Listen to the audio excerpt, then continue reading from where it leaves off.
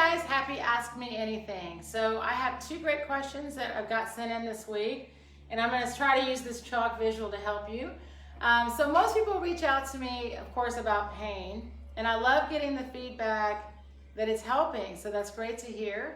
And then I keep getting kind of a repeated question, which is always good because I think it's so challenging to see in the beginning, especially because we're trying to feel, right? So that's the challenge. So the question I got was, the number one question was, can you show me how high I'm supposed to pull my foot? And why can I not, because in the videos it looks like you're pulling your foot, really high. So I want to answer that. And then the second question was about pain. And it's an important question, and it deals just with the pain question for most of us should be, should I still be running if I'm in pain? And so I want to answer that very carefully because I'm not a doctor. But if you're already running, and we can help you recover the movement error that's causing the pain. And that's kind of what our quiz is about. We have a quiz online, and maybe you go for a run and your calves always tight, or your shin, or something like that. So we ask you those questions on the quiz, like where are you hurting, what's going on, and then we give you back a skill, strength, and self-care tip. Because here's the thing, if you do have a pre-existing injury or you're aggravating somewhere, like say you go for a run, you come back, and my calves are always tight, so I ice them, I roll them, I stretch them, I do all that every time I go running. Well, you don't want to have to do that every time you go running. Maybe if you want to, but if calves are hurting every time I go for a run, then your body's letting you know you're making your calves work too hard. It's basically wherever you're getting the feedback from, if it's a pain, it's usually your body letting you know you're putting too much weight on this part of me and I'm having to work too hard. So then the fun part is the corrections for everyone, by the way, for skill is pretty much the same. That's what's so cool because there's a standard of running. So if I'm doing something where I'm deviating from the standard, I'm making some kind of movement error, and we correct that error, then you will recover because then you're moving your tissues correctly and they can heal. Adding the strength is to give myself the ability to hold, so that way it will stay there, right? And then the third part, and I'm just talking body weight, and then the third part, of course, is self-care, and that's where all the stretching and all of those movements come in, the foam rolling, you name it. It all has to be part of it, but it's a triangle because honestly, the running is a skill. So only when I'm running wrong am I going to feel pain. So if I'm having a pain, I got to go back and see what's going on. So is it skill? And then what kind of skill drill and strength and self-care do I do to help me improve that skill? So that's really important. And so we give you tips on all of it. If you go through the free on our YouTube channel, 30-day reboot, every day is a skill, a strength, or a self-care. So by the end, you've got 30 great exercises. But most importantly, we talk about the movement of running. And that's what it has to come back to. And once you start thinking about running in a different way, meaning how you go running changes. So then if I ever saw you and we were like, hey, I just went for a run, I would ask you questions. First I would say, hey, how was your run? And then you would say whatever you said, and then I would say, did you feel falling? Could you feel that you were falling? Because running is free falling, but we don't talk about it. And so because we don't talk about it, it's never discussed. So then all we talk about is either the mechanical aspect of running or the byproducts. How fast did I go? How many miles did I go? Like, what was my heart rate? I can give you all of these datas that I can give you from my watch, if you will. And then people might say things like, man, my legs were really tired today in my run. Man, it was a bunch of hills and woo, my quads. So all of a sudden we're talking body parts, and we're talking again, byproducts. How far you ran, how fast you ran, all of those things. But we never really talked about how we ran, or if it wasn't a good run, most of the time it's because something didn't feel right. Maybe you were off your pace, maybe your calf, whatever.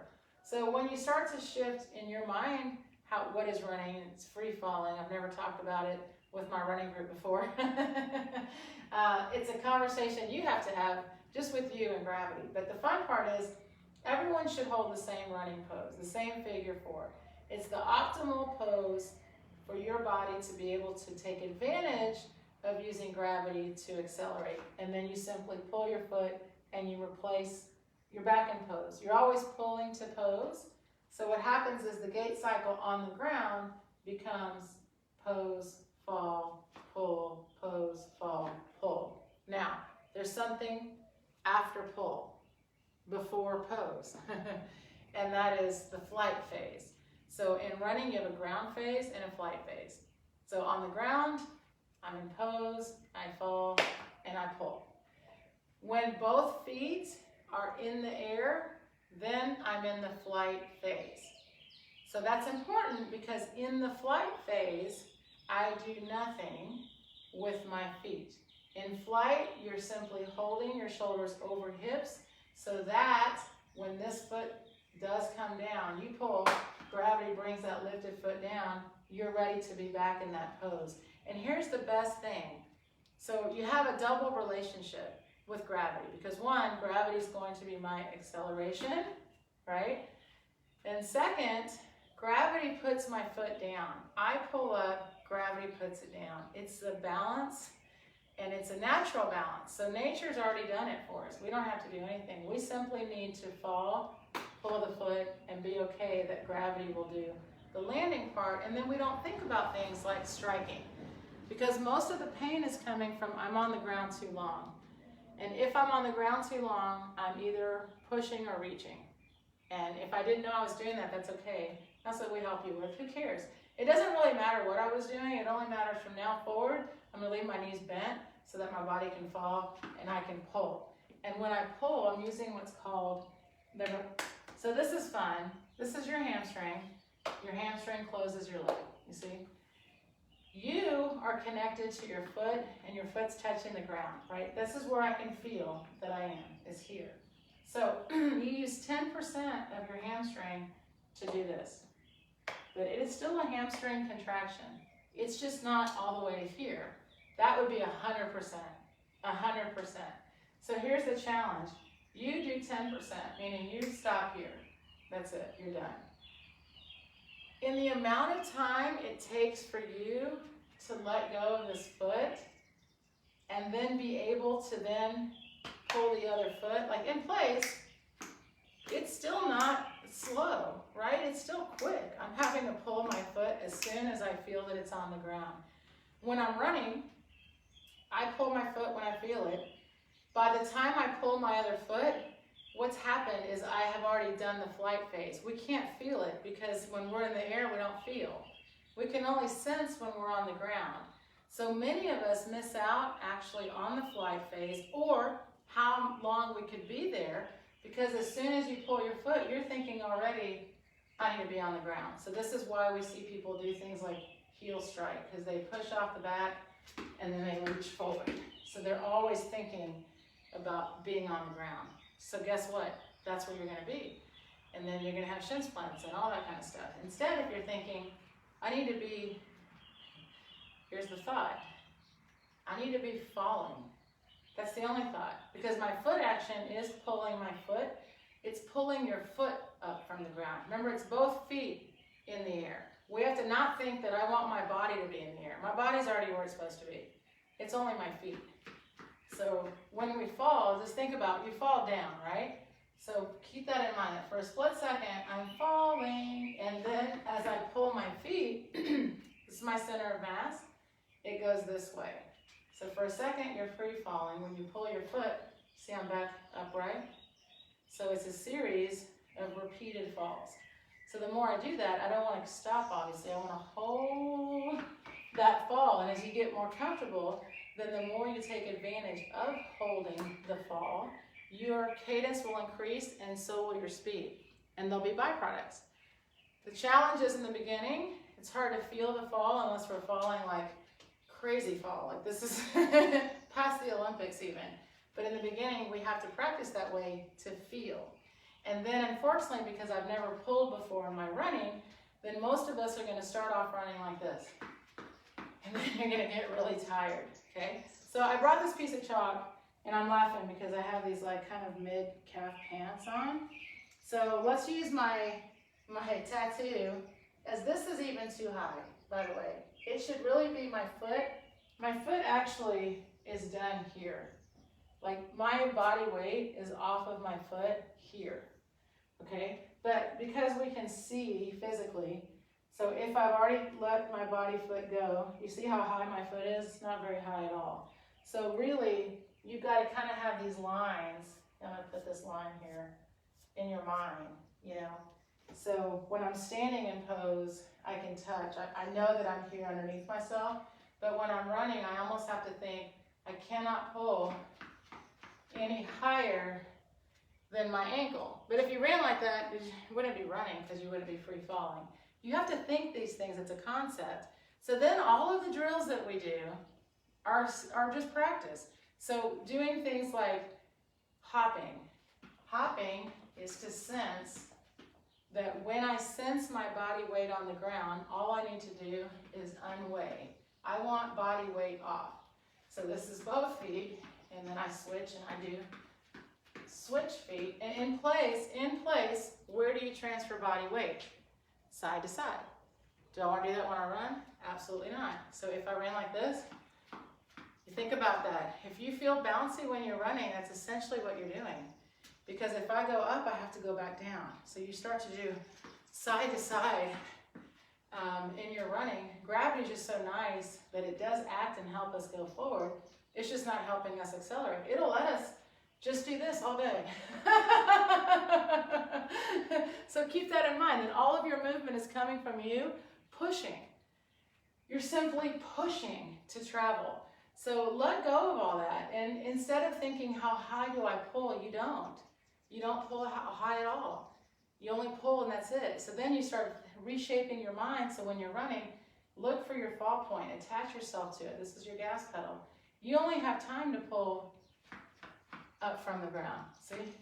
When I'm just falling and pulling, the foot should not actually pull very high at all. Especially when we're not really going anywhere.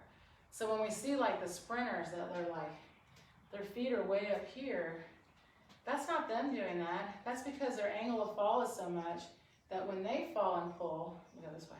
When they fall and pull, their hamstring closes that leg higher for them. It's not them doing it. Can you imagine how tiring that would be? Their cadence is like 250 plus. I mean, they're elite, but that would be an insane amount of like trying to do a bicep curl as fast as you could. Think about that. Who does that? No one. If you go into a gym and you're going to do like lift weights, you wouldn't take the weights and be like, let me see how fast I can do this 1,500 times. And it's 1,500 steps for a mile, right? So when you're running, keep that in mind, that if we try to pull all the way to pose every time, 1,500 steps, you're going to be fatigued. And then yes, your calves will hurt, your shins will hurt, your hips probably. So change your thought focus. So it's not how high do I pull. It's just that I do pull. And then when you're running, you should almost be able to say it. So let's just try it in place. This is what we'll finish with. We're going to try it in place, and then I'm going to try to help you feel what it feels like to just start to travel forward. Okay, so you're just standing here, barely pick up your foot. So you can go as high as like that last line on my leg. You can be here. This is fine. So right here, we're just going to pull up in place. Ready? And you're going to go up, up, up, up, up, up, up, up, up, up, up. Now, if I say nothing, you should be thinking up and feeling body weight is on the ball of my foot. So pause. Pause for just a second. Why are we not going anywhere? We're pulling because we're not falling. And so once I realize that, then just for fun, guys, pull higher. Ready? Just for fun. Ready? Higher and faster. Now what's happening? Now I'm not going anywhere and I'm getting tired, right? Not going anywhere. Okay, so someone just said, I keep feeling pain on my plantar. So now you understand why? You're trying to run with your feet. So if we stand here and we simply pull, my heart rate goes up, my calves are working, my hamstrings are working. It's not running, because running is free falling. Once I'm free falling, then I pull my foot. Fall, pull. then you're only pulling 2% of your body weight. So if I'm getting, say, plantar pain, shin pain, or I feel bouncy or heavy, then you need to think to yourself, self, I'm simply bouncing. And you have to change your mindset. There's no bouncing, right? Because I'm falling. So when you practice, there's several ways, and he's doing the stages. So I give you guys, by the way, and people have a hard time with this, but simply when you see a wall, start falling. So you understand falling. What does it actually feel like? And then falling from pose. And when you fall and your foot pulls, there's no bounce. There's no bounce. You see the foot pulls, there's no weight.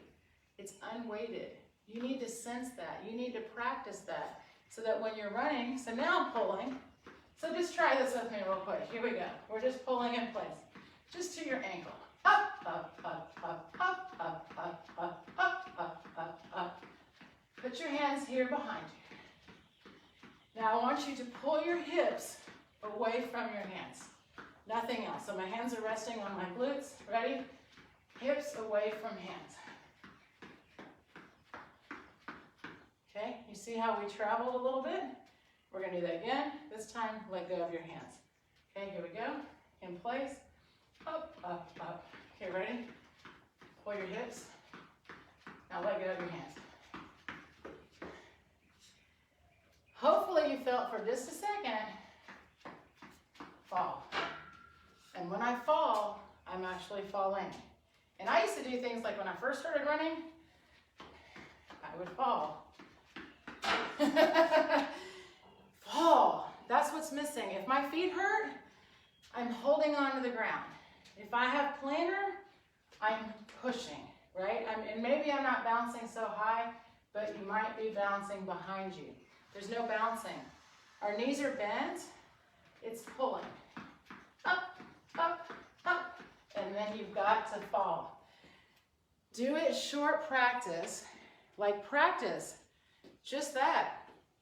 Then when you're running, how can I hold that? So in the beginning, just so you know, everybody's going to fall more than they can sustain. Everybody. We've never done this before. So, I mean, you know, in the beginning, I can't feel it right away. So then I'm like, woo! And then I'm overpulling. So then all of a sudden, I'm like, I'm trying to do this, and my feet hurt. And I'm like, I know. So think about this really quick. It's important. Running is very challenging. It's a hard thing to do. Running by itself, I mean, you're using every one of our muscles, 100%. All the muscles are working. You are holding ears, shoulders, hips. This takes strength. It takes stability. You got to practice being in your pose so that you have the strength to hold the pose. And everyone knows we all have to do the self-care because every one of us has some kind of limitation probably in our mobility, whether it's hip or ankle or shoulder or neck, whatever it is, you got to work on it so you can hold this line, right? So this should not be a struggle while I'm running, but you know it, I know it. If I've been on a really long run and all of a sudden I'm like tired, this is most people, or this. So think about it. I've got to be where I can hold this line. This is so important. Being balanced on one leg is so important. Why? In running, I'm only going to have one foot on the ground. I want to be off and on my support foot as quick as possible. Any speed or distance, doesn't matter. It's still fall pull. So learning just in my little space that all I have to do is take my body weight off my foot, start to feel there's no weight. You see, in the pull foot, there's no weight in my pull foot. When I fall pull, it's 2% of my body weight. If I'm feeling, then I'm late or I'm reaching. So you start to answer your own questions, meaning here, I'll try to be late. Listen. You hear it? It didn't feel good at all. Little bitty fall. Up, up, up. And you find that, then you can repeat it. Because if I can repeat 3, I can repeat 3 again, and then repeat 3 again, and keep having that correct intent. So be patient, be greedy with gravity and the relationship. Because every time you're walking or running or moving your body, you can talk or think about it. We can always hold our shoulders over our hips. And the little drills that I give you, they're like, I don't know, every day I have them, 2 minutes. The strength exercises are, again, it's just body weight stuff. It's so you can hold this, so you can feel elasticity. And then, of course, we have a great membership. If you ever want to take it all the way, you come in for 12 weeks, and I watch you run, I watch you drill, I do your check-ins. We have a great community, and it's just such a good way to develop correct movement. And if you think about it, I think we don't think about it. I've been a personal trainer for 30 years, and people do not hesitate to think when they go to the gym that someone should help them with the correct movements, right? Because they don't want to hurt themselves. They want to make sure they're doing everything as efficiently as possible. Yet somehow we're like, I'm going to magically just figure out running. And it's incredibly challenging. But the fun part is once you do feel the free fall and you just start to let go of unnecessary movements, instead of thinking I don't want to reach or whatever, we don't think about those things. You start only focusing on what it is to do, it changes your run. And by the way, the reason I'm so passionate about this, I've been practicing for over 20 years. I've been with the creator of Pose for 18. I still learn because it's still a relationship with your body and with movement, and that's why I love teaching. I wouldn't still teach it if it wasn't successful. But I will say this, you have to be patient with progress, meaning you can't expect your body to just perform for you when you're just developing this new movement. So ease into the practice, but here be greedy. Think it. I'm telling you, the more I think, even when I'm walking, am I holding my shoulders over my hips? Or my knees bent? Am I pulling? It just starts to integrate into your run and much less pain, much less pain. All right, guys, thank you so much for watching. Please keep the questions coming. You can always comment under here. I also put this on the Instagram. You can comment there. Go take the quiz. If you're hurting at all, just get started or get into the reboot. It's on the YouTube channel. And then, of course, love to see you run. Thank you, guys.